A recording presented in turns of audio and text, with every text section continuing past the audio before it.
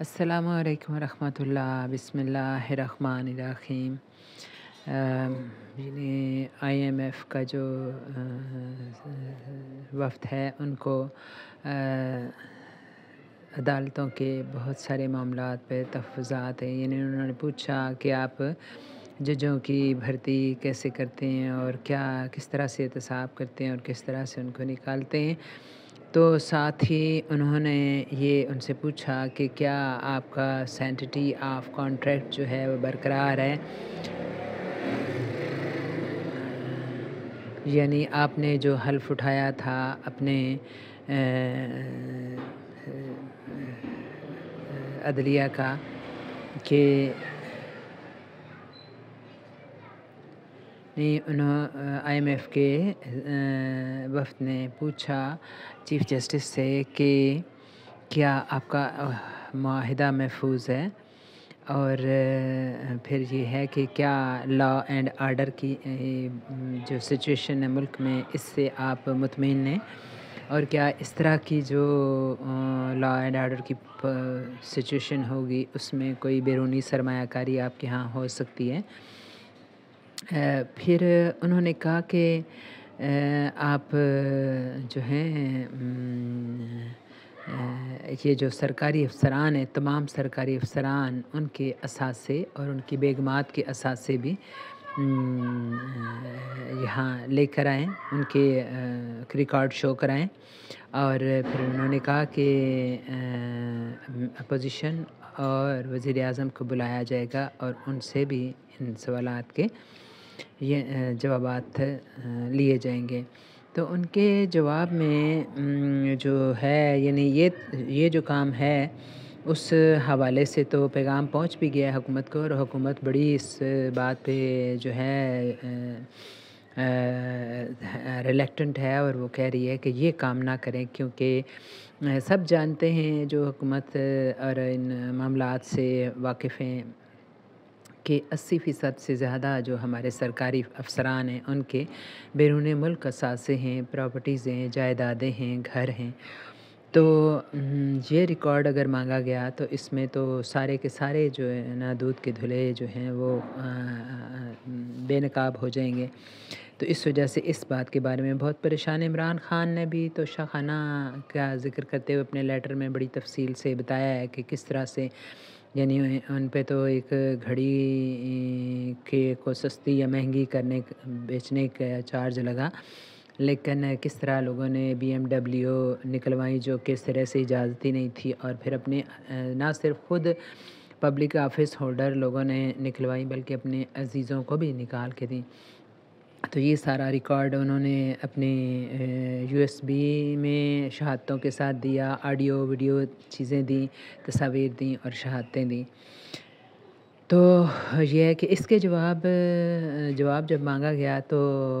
Chief justice صاحب نے کہا کہ ایسا ہم کرتے تو نہیں ہے، ایسا معمول تو نہیں ہے، یعنی یہ ایسا چیف جسٹس پہ واجب تو نہیں ہوتا کہ نہ اس سے پہلے ہوا ہے کہ کبھی آئی ایم ایف نے ڈائریکٹ ان سے آ کے تو جو ہے نا جواب طلبی کی ہو۔ عام طور پہ وہ مالیاتی اداروں وغیرہ کی طرف رجوع کرتے ہیں زیادہ، لیکن ساتھ ہی انہوں نے جو بریفنگ دی تھی صحافیوں کو اس پریس ریلیز کے آد میں جا کے انہوں نے یہ ساری باتوں کے جواب بھی دے دیے کہ انہوں نے خاص طور پہ جو بات کہی کہ ہم یہ جو آئینی بینچ بنایا گیا ہے یہ ایگزیکٹو نے بنایا ہے، اور پھر ماننے والے یہ بھی کہہ رہے ہیں کہ یہ جو آئی ایم ایف کی اصل میں وزٹ ہے یہ پہلے بھی ہوتے رہے، لیکن اس شدت سے یعنی جو ہو رہا ہے وہ ایک دباؤ ڈالنے کا ایک سب شدید ترین ایک طریقہ ہے۔ یعنی اس سے پہلے جو ولسن کا خط اور رچرڈ گرینل کے ٹویٹ اور جو مارکو روپیو اور باقی دوسرے جو عہدیداران ہیں ان کا بار بار ریلیز، عمران کے ٹویٹ کرنا، اور ان کے حق میں جو گرینل کی انٹرویو تھا اور خود عمران خان کا جو انٹرویو امریکی صحافی نے لیا، یہ سارے ایک ٹیکٹک تھے ان کو حکومت کو بتانے کے کہ آپ کا قبلہ درست نہیں ہے۔ تو اب یہ کہتے ہیں کہ وہ ڈائریکٹ تو نہیں کہیں گے، حبیب اکرم نے یہ کہا کہ وہ ڈائریکٹ تو حکومت جو آئی ایم ایف والے کبھی یوں نہیں کہیں گے کہ عمران خان کو آپ ریلیز کریں، لیکن یہ سارے جو دباؤ بڑھانے کے جو طریقے ہیں اس سے حکومت بڑی سمجھدار ہے اور سمجھ بھی گئی ہے، کیونکہ فوراً اقرار کر لیا ہے کافی دنوں پہلے لکھے ہوئے خط کا جو عمران خان نے لکھا تھا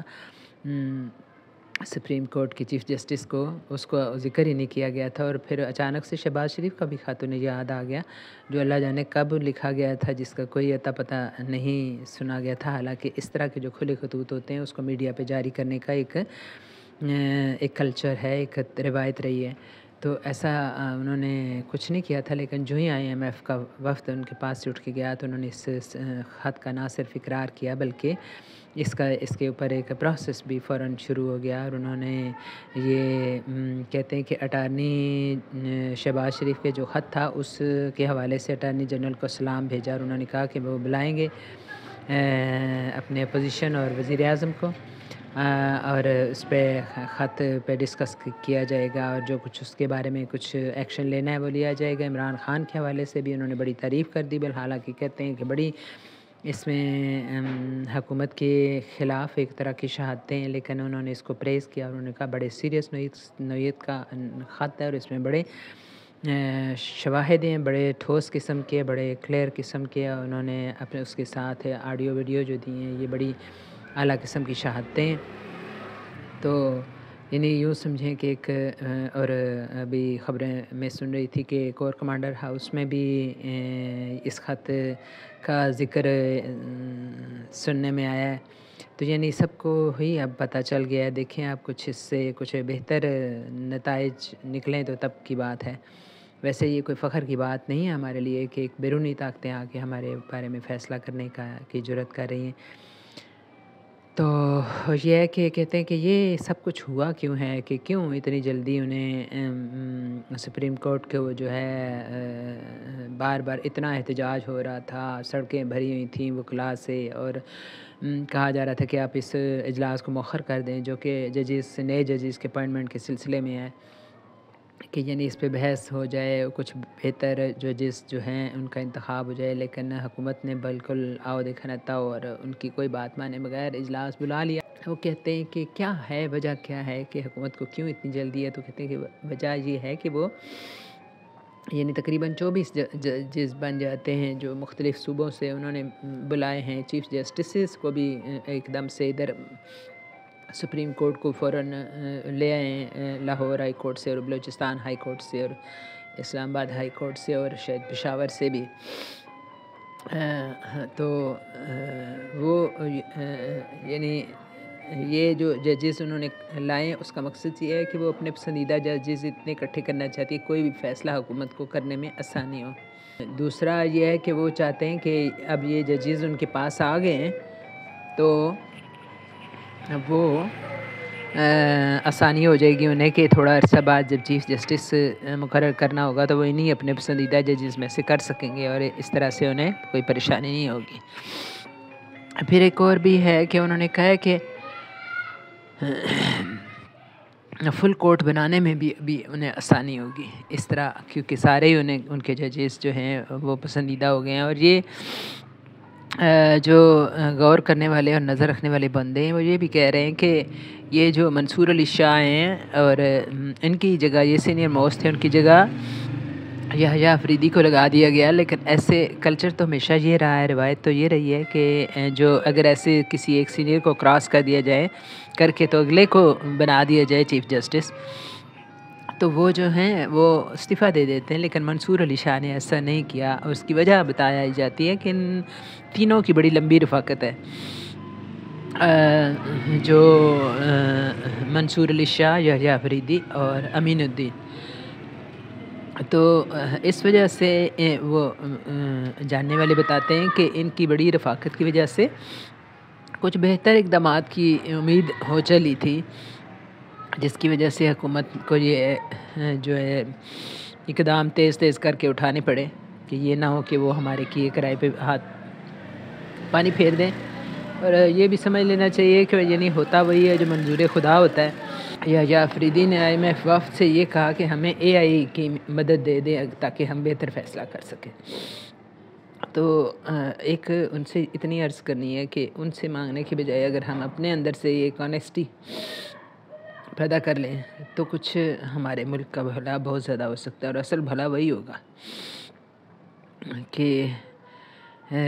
اب انڈیا کے بارے میں سوچیں کہ ان کے بارے میں کہتے ہیں کہ مودی صاحب جو ہیں وہ پیرس گئے ہیں ایک اے آئی کی کانفرنس اٹینڈ کرنے، جس میں دنیا بھر کے اے آئی کے حوالے سے ماہرین آ رہے ہیں، اور مودی صاحب جو ہیں وہ فرانس کے جو صدر ہیں ان کے ساتھ مل کر اس کانفرنس کو کو چیئر کریں۔ تو ہم کہاں مانگے جا رہے ہیں؟ اب کیا نام ہے، شہباز شریف صاحب بھی گئے ہیں سعودیہ، اور وہ کہہ رہے ہیں جی ہمیں 1 لاکھ پتہ نہیں ڈالر دے دیں، پتہ نہیں کچھ اس طرح کی باتیں کر رہے تھے۔ بس یہی کچھ ہم لوگ مانگتے رہتے ہیں، کچھ اور تو نہیں۔ اور 2 ریاستی فارمولہ جو ہے وہی تنازع کا حل ہے، یعنی مطلب یہی کہ اسرائیل کو مان لیں گے۔ تو دیکھیں یہ ہے ہمارا ہی بس اتنا ہی ہے، ہم کو کہیں بھی جائیں تو ہم وہی رہتے ہیں جو ہم ہیں۔ تو اللہ ہمیں کوئی عزت والی زندگی دے، خوشحالی والی زندگی دے، بحیثیت قوم اور بحیثیت فرد ہم بھی کوئی ستارہ بن کے چمکیں، کیا ہی بات۔